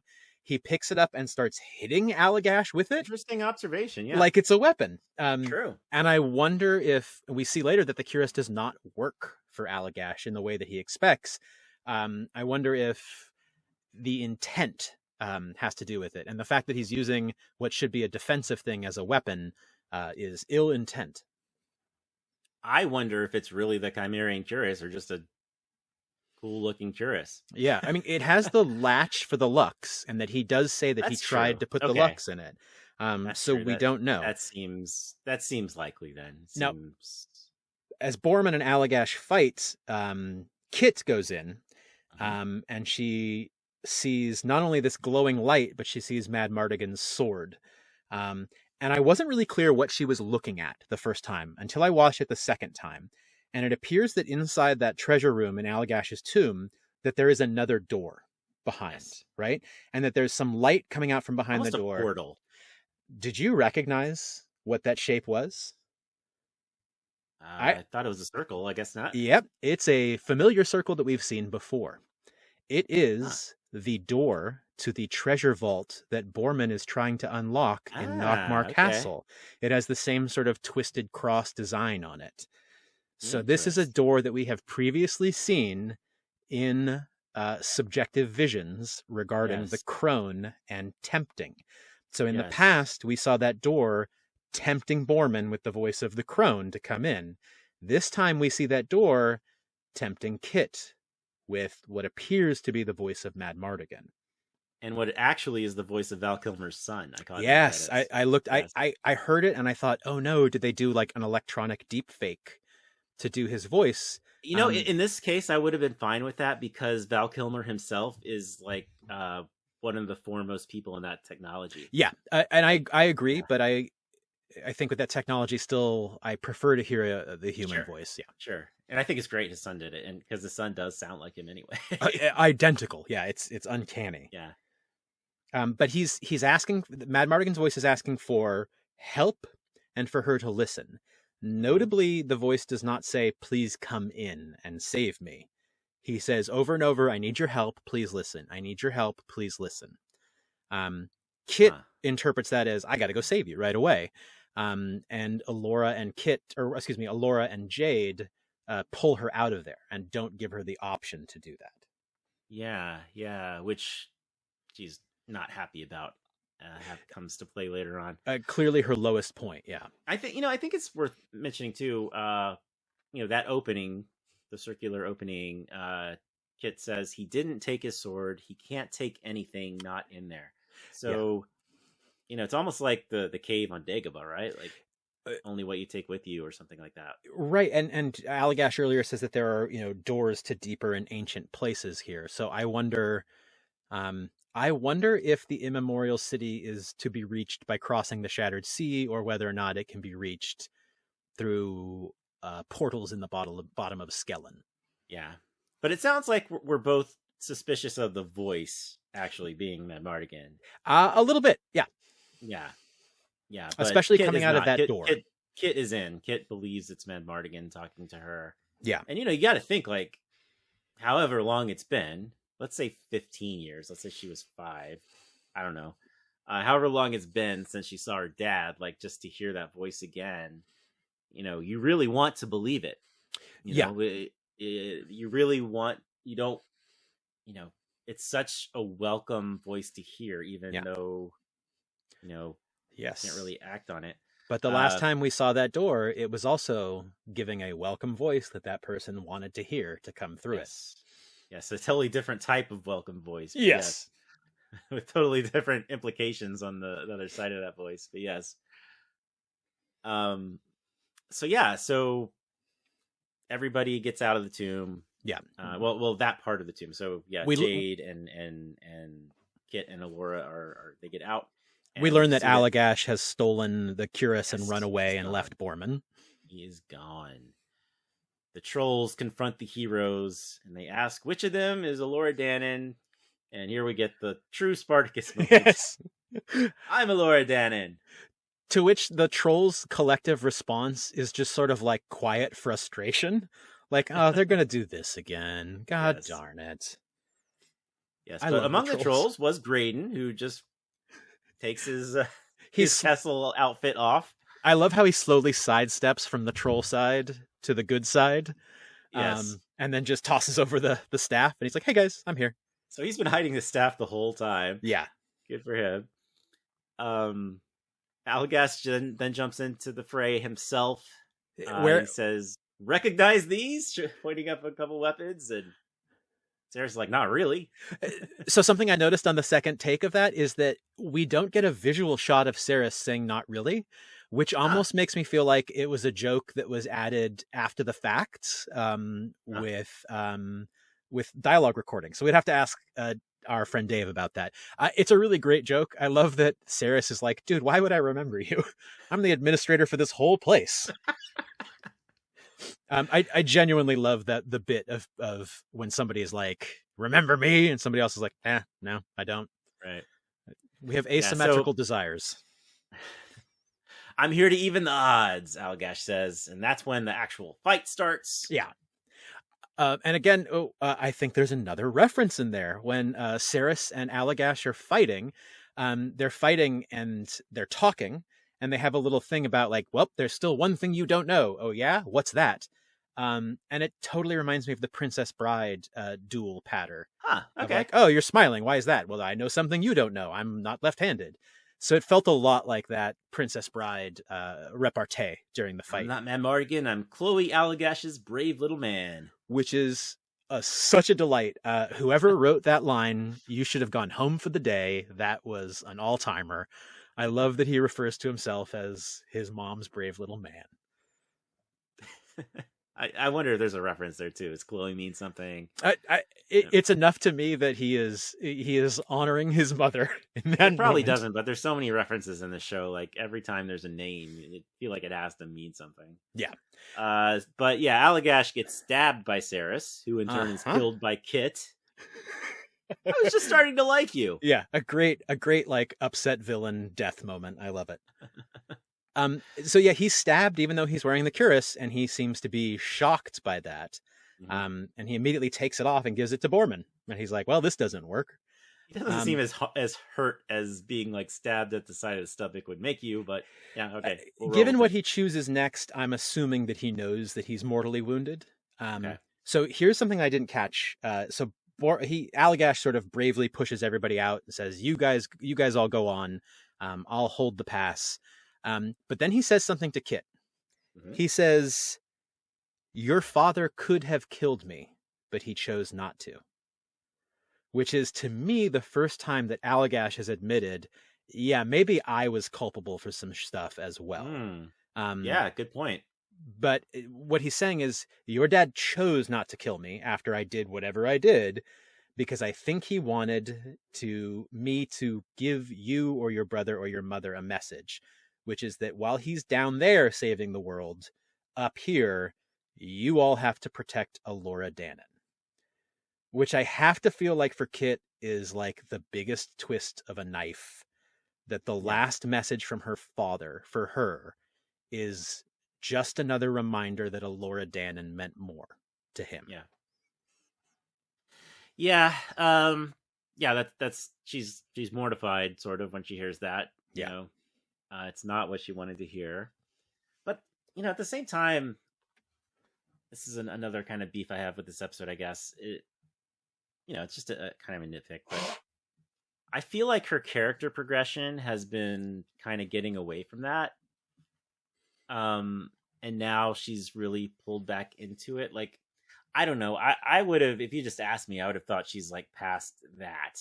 You know, maybe it is just hearing it again that brings it back. I guess I could see that, but I think it's not the heroic stance to take where she goes from here. I don't think she's been honest about why Alora bothers her so much. Like, she's couched all of her complaints in, you're useless, you're slowing us down, you're not as able as us. But I think the time we get to the next scene, when she sort of unloads on Alora and says exactly why she's angry, I feel like that's the first time she's being honest. Like, everything before, she was sort of hiding with minor complaints about Alora. But her real true root complaint is, my dad picked you over me. Yeah, that is true. Yes. But yeah, so everyone leaves. Allagash has sacrificed himself in a sort of heroic thing. It looks like a zombie movie. Yeah, he dies. It actually, like, it's one of the best choreographed large fight scenes that I've seen in it, and they do it in slow-mo, so you can sort of appreciate like all the things going on at once. Yeah, there's a lot of people in troll outfits. I wonder. That was a pretty expensive shot, actually. If you think about it. And for also for how expressive and manipulative the troll masks are. Like, those guys are all, yeah. Actually, now that I'm thinking about it, this goes way back to several scenes ago, but it's worth mentioning they had another really, really dark scene that I thought was way too dark. Yeah, I spent the first viewing of this episode futzing with my TV, wondering whether or not my brand new TV had a problem with it. But no, those dark scenes require a lot more contrast. They're just really dim. The thing that really sparked that was just in my notes here, what happens next, which is they go down into this new room that's very bright. And did you know what you were looking at? It looks like lava at first. Yeah. I think we all thought it was lava at first. Yeah, I thought it was lava at first. Until Graydon puts a foot on it and starts walking out across the surface. But then we get that shot of... Oh, go ahead. Then we get that shot of something falling and hitting the surface, and we get the sense that it's like almost like an ice that quickly congeals and heals itself. Yeah. I think they probably knew it looked like lava, and everyone, Willow like takes a cautious step onto it. Yeah. After that, they also comment about Scorpia a little bit. Did she make it out okay? And Jade's like, I know she did. She did. Yeah. Yeah. And sisterly connection, I guess. And again, that can all happen off screen. That's a very economical way of telling a larger story. Yeah, and Kit tells Borman that Allagash died. Oh, bummer. Yeah. But yeah, so everyone's crossing this kind of lava ice-ish kind of looking thing, which is if it's not the elixir itself, it's the stuff that makes the elixir. Maybe it's the what did they call it? The vermiscus. Yeah, maybe that's what it actually is. Yeah, I know that David Collins in production referred to it as the creme brulee lake. The creme brulee lake is right there. Oh yeah, that's exactly what he said. Let's give him a better joke. Lake. Yeah. Okay. I don't know if he actually said that, but let's give him credit for the better joke. Yeah. Well, sometimes it takes some teamwork to come with the ultimate pun. So yeah, everyone's crossing, and then we have this Kit Elora exchange, which and that's the audio. Is very emotional. That's the audio clip that Elora's been hearing the entire time. Is I could have seen him, and if I did, I would have asked, why did he keep choosing you? I could have finally understood why every time he chose you instead of me. Yeah. And again, I think that's Kit being honest in totality, probably for the first time. Yeah, and Elora says, it's all my fault.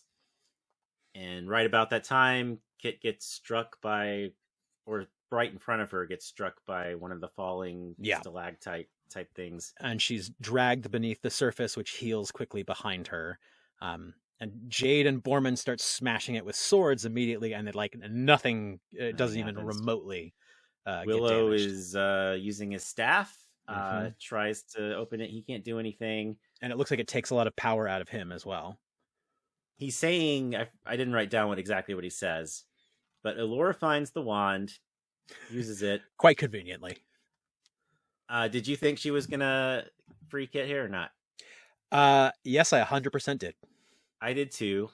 On second viewing, I noticed she was saying the same spell, same incantation, if you will, that Willow was saying. Yeah. And I kind of wonder if that's the reason she couldn't do it, because Willow is the very by-the-book person, and we know that Elora's just been going with her gut this whole time. Yeah, she's the natural I wonder magic. If she had just, I want this thing to open, if that had been more effective than using the same spell, which doesn't work. Well, so far her most impressive act has been without the wand. It's been drawing the infection out of Graydon. So, and that was the time where she went against Willow when he was saying, don't do it that way, when she followed her gut and did the sort of natural magic way. So yeah, maybe that'll be what's required. But yeah, you're right. We do not get a chance to see the resolution of that. We end the episode with Kit under this weird water, dropping away from our heroes.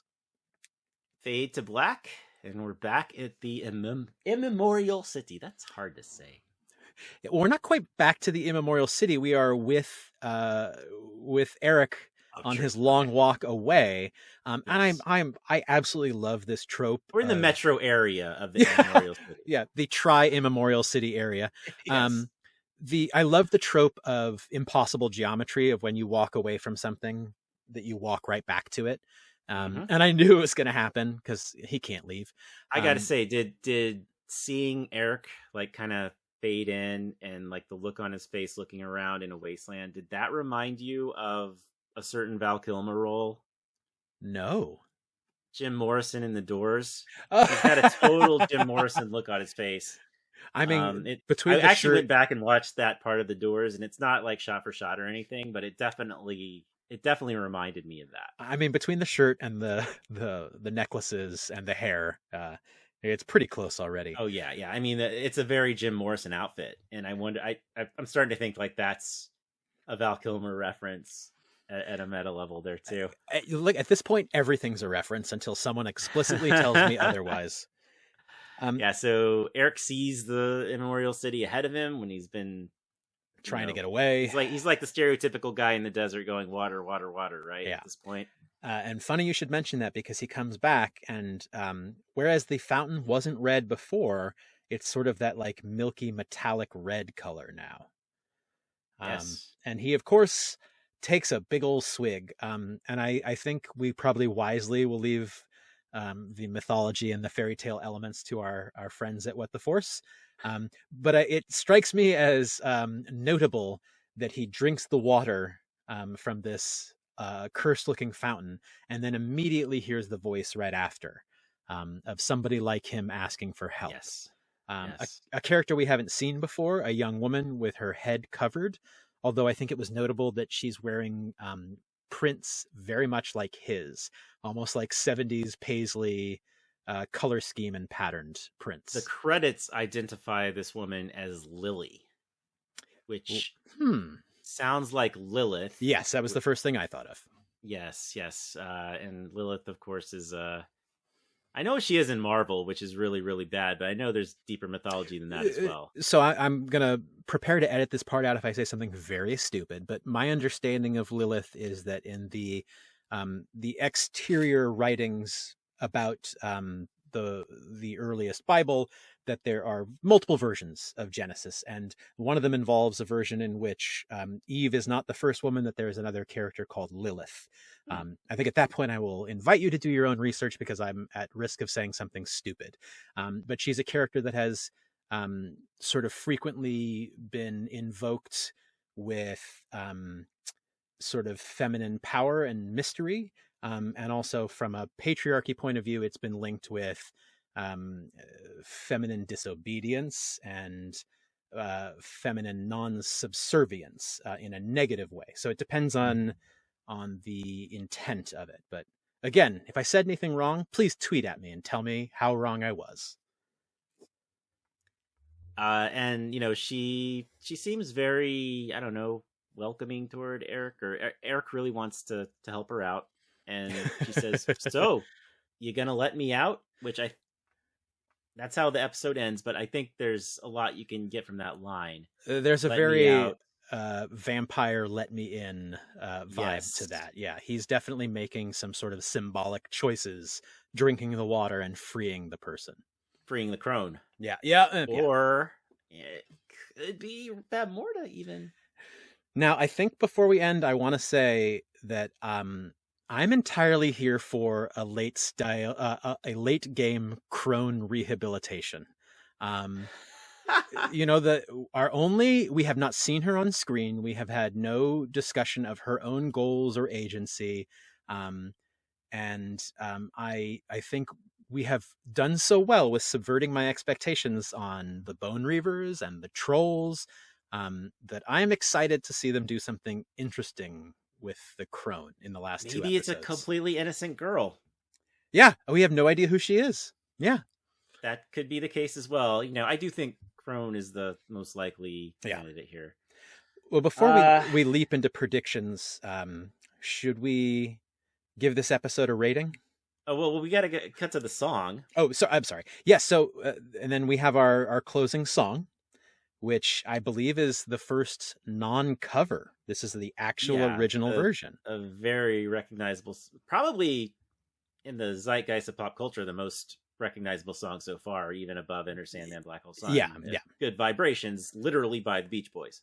Yes, for a moment with very bad vibes. Yes. I was trying to think of what that means, and all I can really come up with is like that song was very experimental and included a lot of instruments, a lot of craziness going on. So that's all I got. I'm gonna go as simple as bad vibes. He is picking up good vibrations at that moment himself. Yeah. She might be giving him excitations, making him feel bop bop. You know the lyrics more than I do. Yeah, well, I don't want to sing it. Chris, would you like to do our ratings? Yes. Well, I am first of all rating this episode as needing to wrap up quickly, or our wives will kill us. Got it. Yeah, let's do it. And on our scale of good or so often good, this is a good. This is a good for me. Yeah. I enjoyed it for the most part. I definitely pointed out my nitpicks, but this was a good. I'm interested to hear what you have to say, Cameron. For me, it's a real solid good. And I feel boring having said that for like 4 episodes in a row now. But there are elements that I wouldn't have made the choice if I was the showrunner. But I think accepting them and letting them wash over me made me really enjoy them. Yeah, the show really knows what it is. I think next week when we have a little more time, I might go into some more revelations I've had in my own head about what the show is. Yeah. Of course, watch it next week, just be exactly what everyone was expecting it to be. I don't have a lot of predictions at this point. At this point, I'm just, I have hopes for how it's going to resolve. I really do want them to address slavery and the modern political landscape of Galadorn and Tir Asleen. I think there needs to be reparations for the slavery of Galadorn. No real new predictions for me, although I like what my friend Bo had to say at the top of the show. I really am interested to hear more about the whole pastor connection to all this too. Yeah, there's a lot of juice there. And I didn't mention it earlier, but I probably should have. I'm still not ruling out there's a little bit of Allura in Kit somehow. You know what? Ruling that out. You've been right on some other weird ones before, so I'm not going to rule anything out either. Chris, may I do a quick lore update? Please. As always, all of these are things that appeared in the new episode of Willow, and one of them is a complete lie. And for you at home, you're trying to identify which one is a lie. Chris already knows because he's a genius and he writes all these down anyway. Episode 6. Cane root. Vermiscus, not goo, just vermiscus. Schmoog. Land's End. Coronet Level. Crom Unit. Accretion Wars. Triton Level. Hazelton. Friendship Parlors. Pauldron Level. Wiggleheim. Wiggleheim's Tomb. Bergenkoith and Zudcutter. Oh wow, I thought I had it, but there's a couple and the level that you said was not Triton or Coronet, whatever that level. Yeah, you caught me. That was Pauldron Level. There was no Pauldron Level. It could have been. I'm sorry, I've deceived you again. I have a couple of quick shoutouts that I'd like to do. One is, and I'll have the information in the show notes, but I just wanted to point people to a Kickstarter from Ghoulish Books. They've got pre-orders for their entire 2023 line, including book bundles. It's run by a writer named Max Booth, who I know because I was in a magazine with him in my first professional sale many years ago, Jamais Vu. And I've been following him, and he has been having a great couple of years, I think, with his career. Hang on a sec. And so I've been following him throughout the past couple of years, and he's got a great book called, you know what? I'm going to cut this. I'm just going to leave this short. So I've been following him for a couple of years, and he's always been, oh boy, this sucks. Sorry, hang on one sec. I've been following Max Booth as a writer for many years, and he's fantastic, as well as running a great publishing company. So if you would go ahead and take a look at those, there's some fantastic offerings in there. We do have one new review on... I got to offer a quick shout out too. Sorry, go ahead. I was randomly liking tweets from our Willow account, A Willow Podcast at A Willow Podcast on Twitter. And I got a response from a band called the Gothsicles, Gothsicles. Their album is called I Feel Sickle, Sicle. You can find it on Bandcamp or YouTube is where I found it. The reason I bring this up is they have a song called Lochtuar Danilora, which you might recognize as what Willow says to, I believe that's where the Finn Rizal spell, right? Where he the transformation spell. Yeah, so it's basically like kind of a techno song with a bunch of Willow clips in it, and just a little